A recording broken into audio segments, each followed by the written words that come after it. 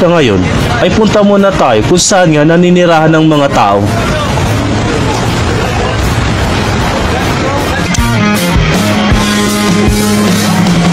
Sa wakas, unti-unti ko nang nababawi ang mga pulang mata na ito. Sa tagal ng panahon ng aking mga paglalakbay, upang unti-unti ko nang nakakamit ito. Pero dapat ko pang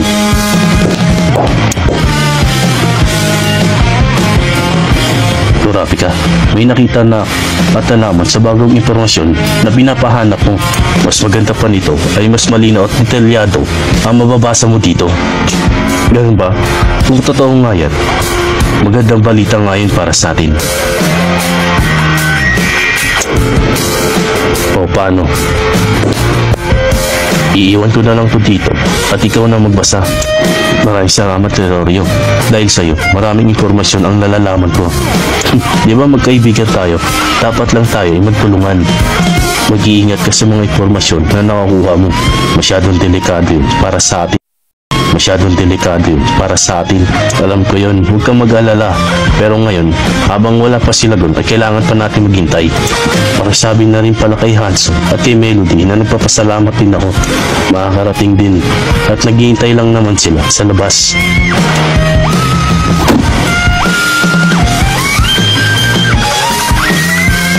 Mukhang nainip pa yata kayo sa mabilis na pag-uusap namin. Ngayon, ano naman ang bago nating misyon na pinapagawa ni Kurapika? Medyo madali kasi ang mabagot, lalo na pag walang ginagawa. Huwag kang mag-alala, di magtatagal ay magbibigay rin siya kung ano man ang papagawa niya. Kumusta naman ang kalagayan niya? Medyo matagal na rin kasi hindi ko siya nakakausap, kaya naman hindi ko maiwasan mag-alala sa kanya.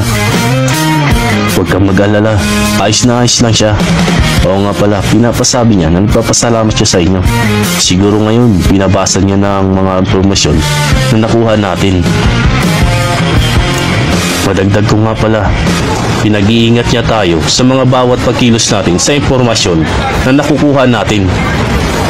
Yun lang. Mabalik nga tayo sa Dark Continent kung saan nga patuloy pa rin nangyayari ang labanan.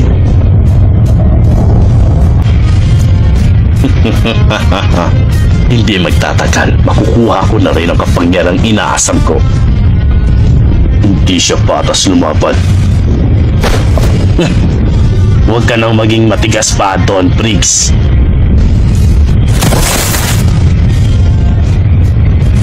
Sinasabi ko naman sa'yo, kung ayaw mo mawasak ang buong lugar na ito, ibigay mo na sa akin kapangyarihan. So ngayon, hindi ko pa rin talaga alam kung anong desisyon na dapat kong gawin.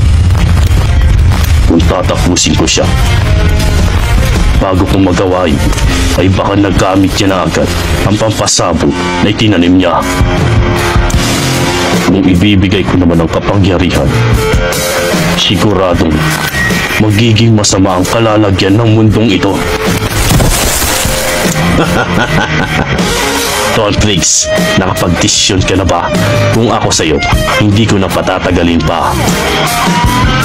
Dahil unti-unti ko nang winawasak ang mundo na pinahalagahan mo. At hindi